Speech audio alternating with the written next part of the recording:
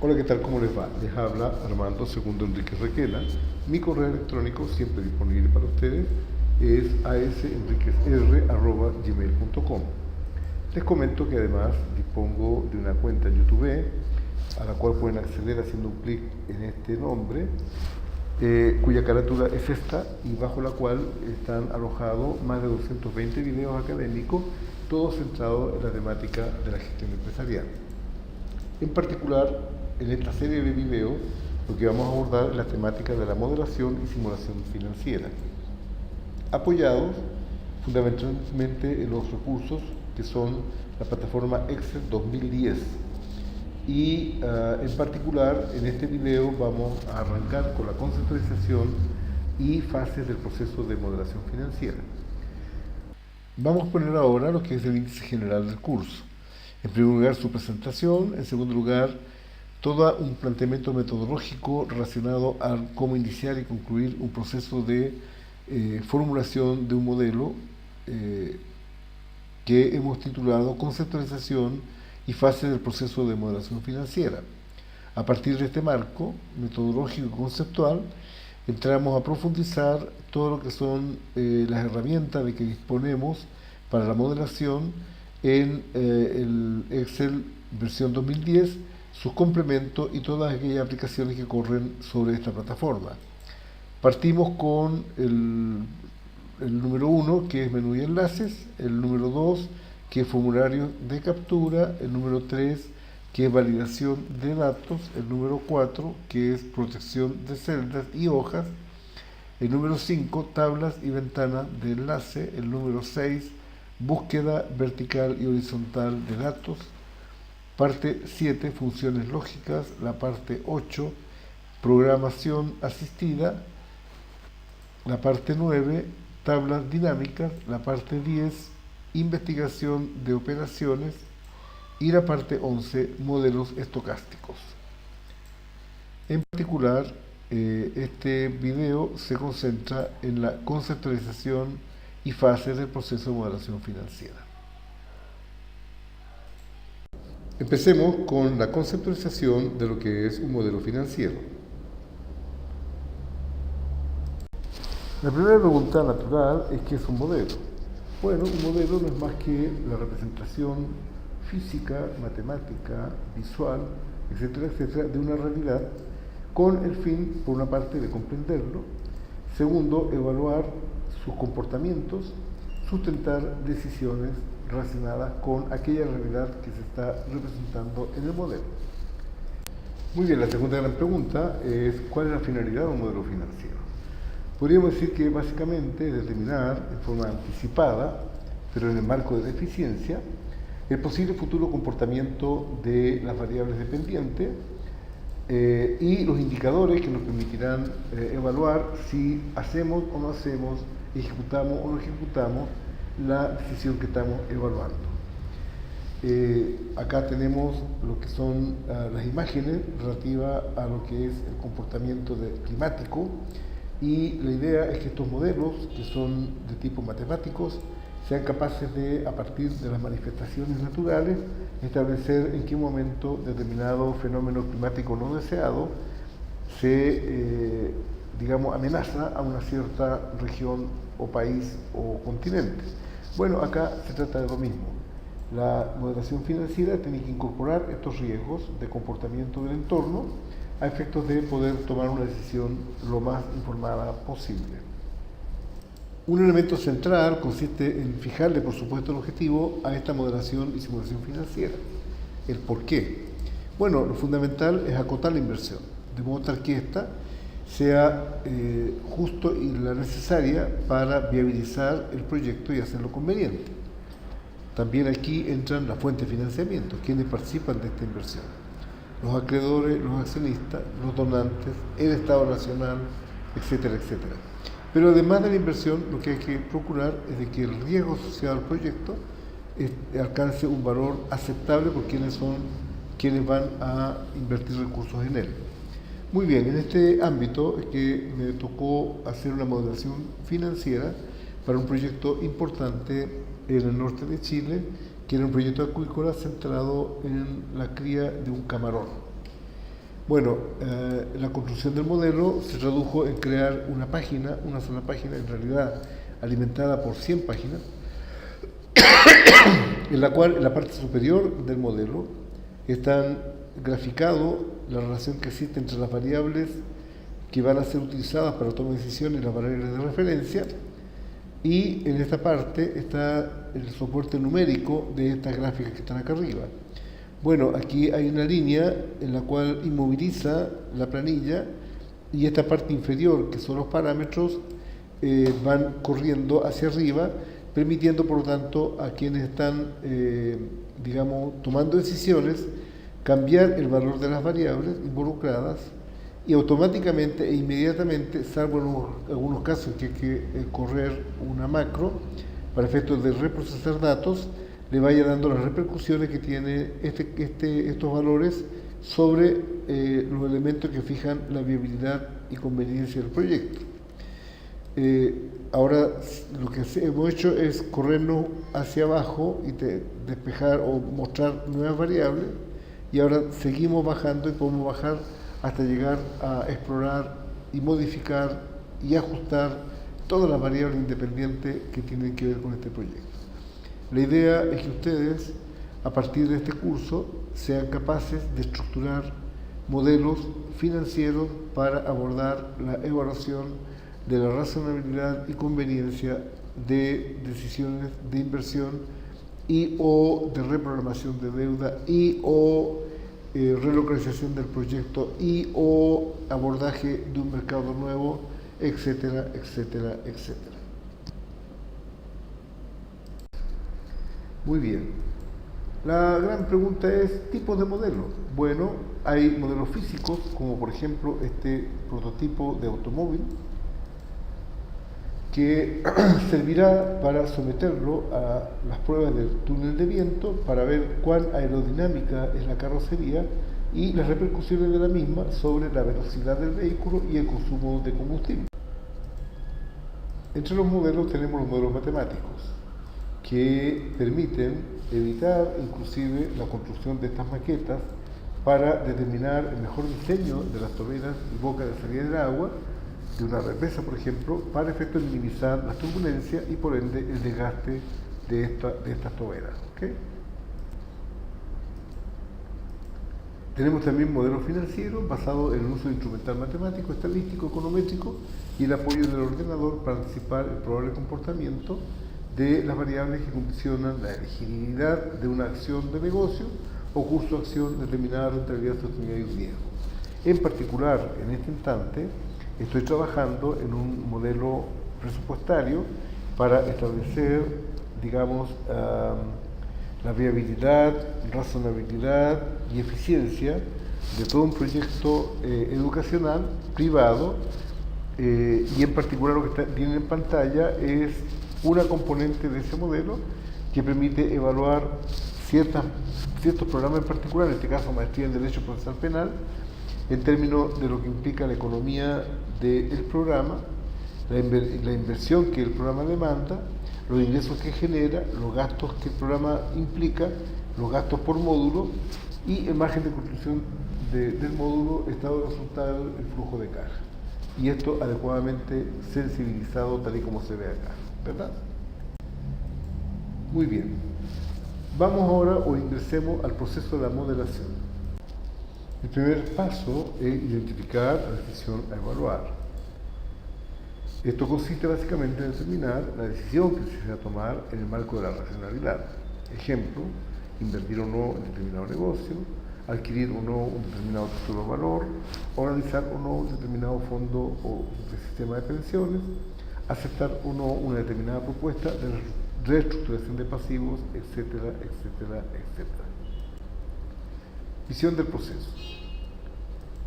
Esto se constituye en el primer elemento a despejar para efectos de iniciar la modelación financiera. El segundo gran paso consiste en identificar las variables críticas para la toma de decisiones. Esto es, aquellas variables dependientes en función de las cuales, confrontada con los elementos de referencia, se toma la decisión de aceptar, rechazar o jerarquizar una determinada materia en trance de decisión. Estos elementos pueden ser, por ejemplo, la tasa interna de retorno, el valor actual neto o el periodo de recuperación de capital u otras variables dependientes que sean pertinentes al caso que se está evaluando. Por eso es que una fase importantísima es la identificación de estas variables. ¿Ok?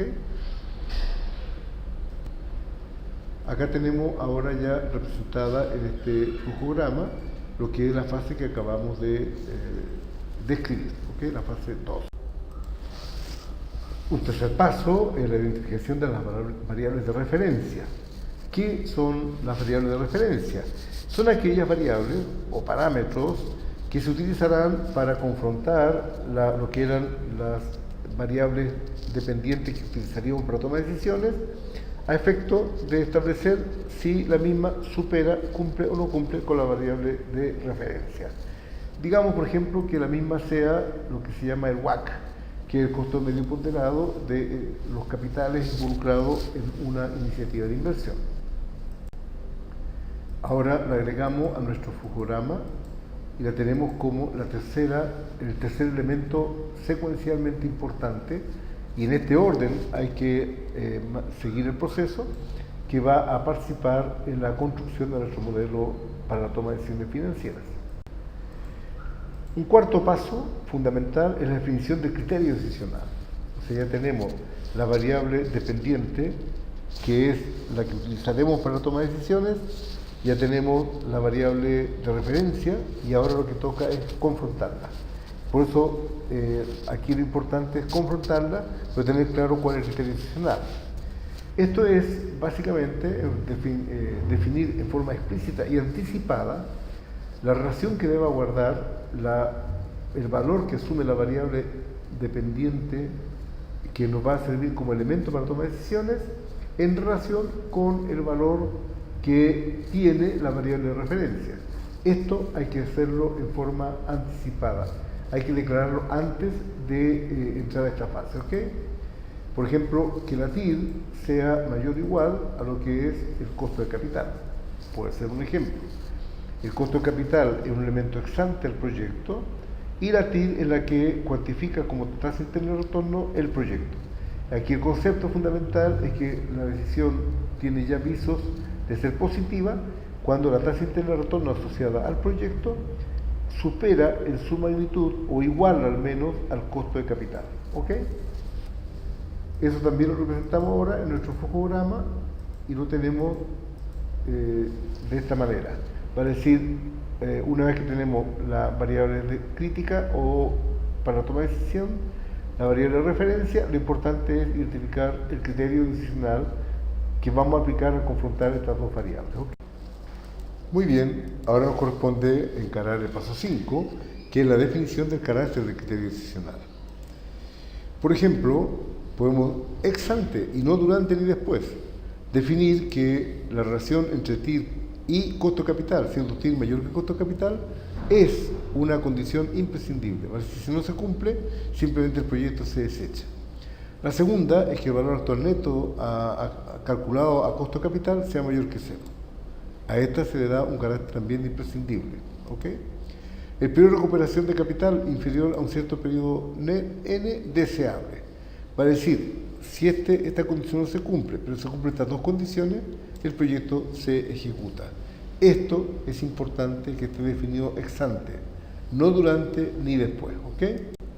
Muy bien. Representado esto mismo en nuestro diagrama de flujo, significa la catalogación e identificación del criterio decisional. ¿Ok? Pero aquí es catalogación. Es el quinto paso de la quinta condición. Muy bien, veamos ahora lo que es el paso 6, orden secuencial del relacionamiento entre variables críticas y de referencia. ¿Cuál sería el orden en nuestro caso? 1, que el VAN a costo capital sea mayor que 0. El 2, que la TIR sea mayor o igual que el costo capital. Esto es muy importante, aunque no viene al caso, pero es bueno para simplemente ilustrar. La tasa interna de retorno es lo que va a rendir en promedio ponderado una unidad monetaria anualmente. ¿Okay? En cambio, el valor actual neto refleja la distancia que hay entre la inversión necesaria para el proyecto, que está cuantificada en la proyección que estamos haciendo, contra la inversión que el proyecto soporta a efectos de redituar a lo menos el costo capital. ¿Ok? Bueno, en este caso en particular, este indicador es mucho más relevante. Ahora, cuidado con el valor actual neto. Por ejemplo, si el valor actual neto de un proyecto de $300 millones fuera $10.000, es irrelevante, porque significa que la distancia que hay entre la inversión estimada del proyecto y la inversión que el proyecto soporta son apenas $10.000 positivos.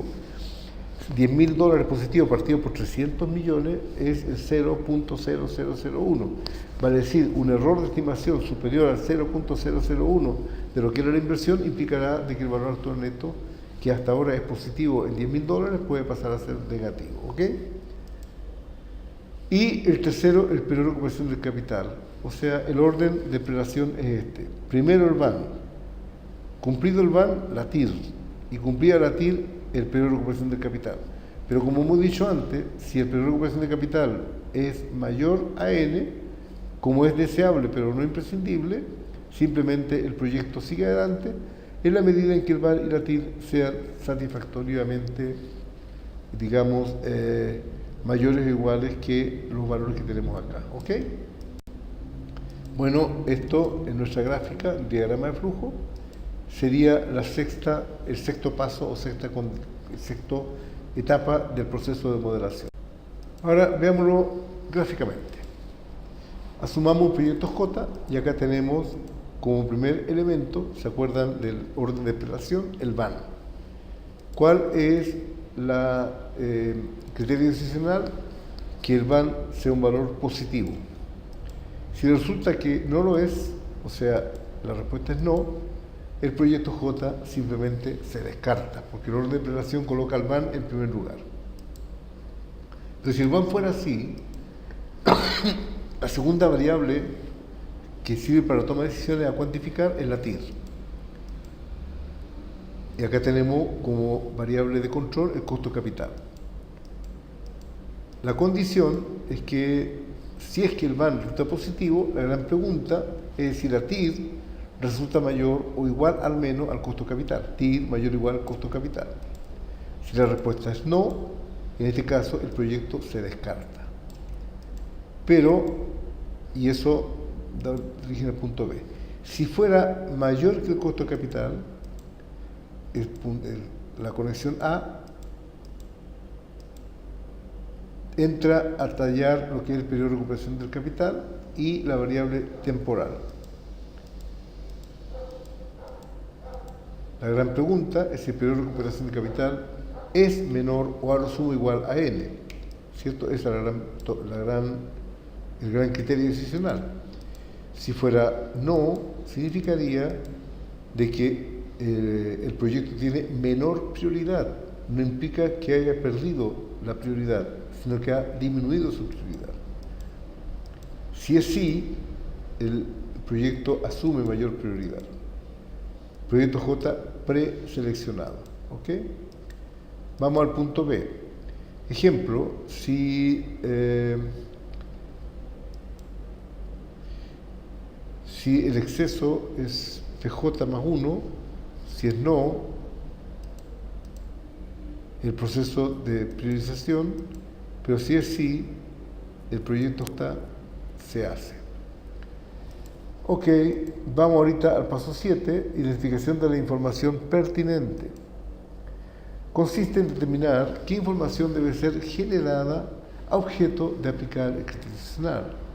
Digamos que sea la siguiente: tasa interna de retorno, TIR, costo de capital, que es SK, periodo de recuperación de la inversión, que es N, PRK, periodo deseable de recuperación de la inversión, ND, o sea, algún periodo específico, ¿ok?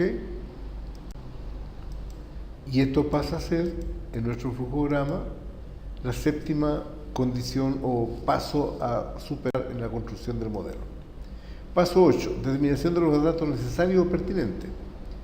Antes que eso, ¿qué relación existe entre dato e información? El dato es el input, a partir del cual se elabora la información, que es el output. Una vez obtenida una determinada información, esta puede fungir como dato para elaboración de información. Por lo tanto, puede configurarse la siguiente cadena entre dato, información, dato. Por ejemplo, lo que es un dato para un proyecto, por ejemplo, este dato puede dar origen a información una vez que se lo procesa, pero esta información puede ser a su vez un dato para otra toma de decisiones en el cual procesado va a dar origen a información. ¿Okay? Paso 8. Determinación de los datos necesarios o pertinentes. Esos son los datos que tenemos que recolectar. Son aquellos que hacen posible la generación de los valores tanto para las variables críticas como para las variables de referencia.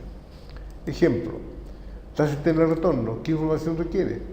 Demanda los datos del flujo proyectado de caja, neto de desembolso operativo, neto de servicio de la deuda, netos de impuestos y a la vez el flujo neto de caja demanda los siguientes datos: entrada de operación, desembolso de operación, servicio de la deuda, carga tributaria, valor residual de la inversión. Debe definirse el horizonte temporal en que se evalúa el proyecto. Además, esto es lo que configura el punto 8. Esto sí que es realmente clave, tener claro los datos que requieren los elementos para la toma de decisiones a objeto de ser cuantificados. El paso 9, identificación de la fuente de los datos. La fuente de los datos puede ser una encuesta, puede ser, acá se diferencian, digamos, fuentes primarias y secundarias. Por ejemplo, son fuentes primarias aquellas que son generadas a partir de una investigación que hacemos. Por ejemplo, hacer una encuesta o un grupo focal, convocar un grupo focal, son fuentes primarias. En cambio, recurrir a las cifras del censo, población y vivienda, esta es una fuente secundaria. Y acá tenemos ya el noveno elemento, que es identificación de la fuente de datos. Ahora el paso 10 es validación y consistencia del dato. El dato no puede ser incorporado a nuestro modelo si no pasa por la etapa de validación. Eso implica hacer consistencia de datos. Por ejemplo, si tenemos dentro de los elementos del proyecto la inversión en bienes físicos, no puede ser de que no tengamos en la parte económica consignada la depreciación, sea fija o variable. Si tenemos créditos como elemento de financiamiento, no puede ser que falte el cómputo del servicio de la deuda y sobre todo el costo o la erogación de los intereses y los gastos administrativos asociados al servicio de la deuda. ¿Ok?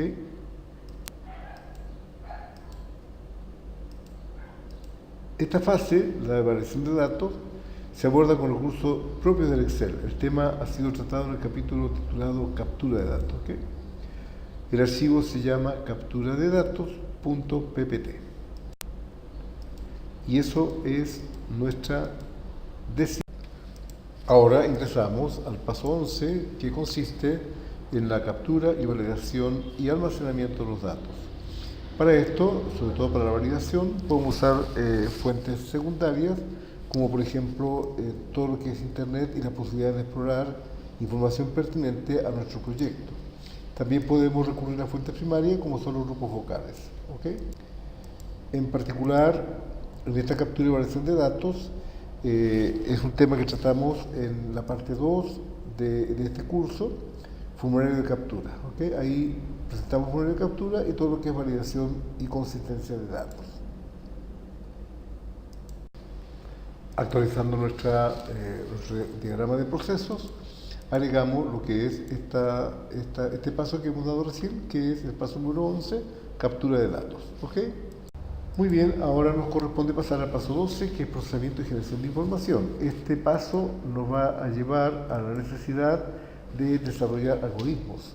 Los algoritmos no son más que cierta concatenación de procesos de cálculo sujeto a las validaciones que se estimen convenientes y que permiten transformar un cierto dato, variable independiente, una o más, en ciertos impactos, variables dependientes, que pueden ser uno o más evaluadores. ¿Ok? Inclusive la toma de decisiones. Por ejemplo, si tal y tal y tal y tal variable se comporta de determinada forma respecto a tales variables de referencia, la decisión es si o no llevar adelante este proyecto. Bueno, esto es de producción propia. Por supuesto, echando mano a todo lo que hemos aprendido en estadística, en física, en matemática, etcétera, etcétera.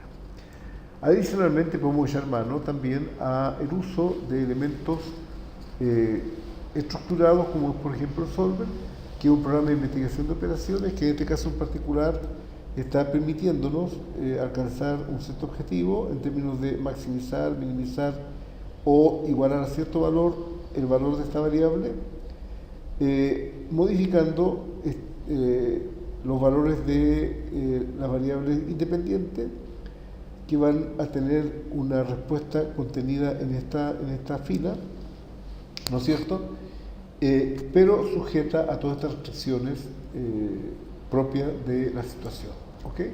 Esto que es el Solver está contenido en Excel 2010 y en materia de este curso. También podemos, echar mano a paquetes muy importantes como el Crystal Ball, que es un paquete que contiene dos grandes componentes. Uno que es el predictor, que nos permite hacer proyecciones de demanda, de oferta, etcétera, etcétera, de precios.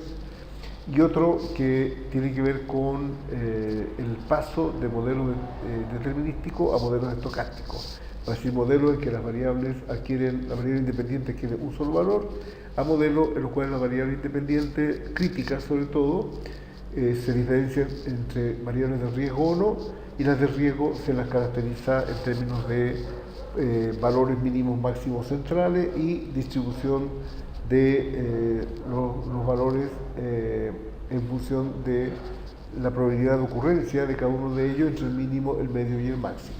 Esto es el Crystal Ball. Ambos temas, tanto el Solver como el Crystal, son materia de este curso.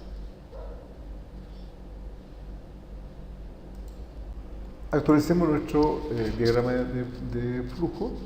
En este caso estamos agregando el procesamiento como la fase 12 del proceso de modelación. Paso 13, validación de la información. Bueno, consiste en generar fuentes e información para determinar si los algoritmos o los medios de procesamiento utilizados están generando o no la información adecuada y consistente. Este es un tema central y absolutamente importante. Actualicemos nuestro diagrama de flujo y esto viene después del procesamiento y se llama validación de la información, y que es el paso número 13 en la construcción de un modelo financiero y cualquier modelo en general. Paso 14, generación de informe. Consiste en dar forma y contenido a los informes cuyo contenido sea necesario para toma de decisiones. Muy bien, actualizamos nuestro flujograma de proceso, agregando lo que es la fase de informes, que se constituye en la número 14. Esta en realidad es la última fase que se debe superar en el proceso de generación de un modelo financiero. Muy bien, hemos llegado a la última fase de este proceso de generación de un modelo. Es muy importante tener en cuenta toda esta secuencia que hemos propuesto, porque en este orden vamos a llegar ordenadamente a estructurar un modelo de decisión financiera. Muy bien, a partir de ahora, de este módulo, pasamos a abocarnos a descubrir en profundidad todas las herramientas que están contenidas y que son útiles para la modelación financiera en el Excel 2010, sus complementos y todos aquellos paquetes que corren sobre esa plataforma y que son útiles para encarar cualquiera de las fases que compone este proceso. Muy bien, de este modo hemos llegado al final de este video. Espero que el contenido les haya sido útil. Pueden escribir a mi correo manifestando opiniones, desacuerdos, proposiciones, etcétera, etcétera. Todas serán bienvenidas y no tenga la menor duda que serán incorporadas al contenido de estos videos, y en cada caso citando la fuente. ¿ok? Muy bien, muchas gracias y nos vemos en los próximos videos. Chao, chao.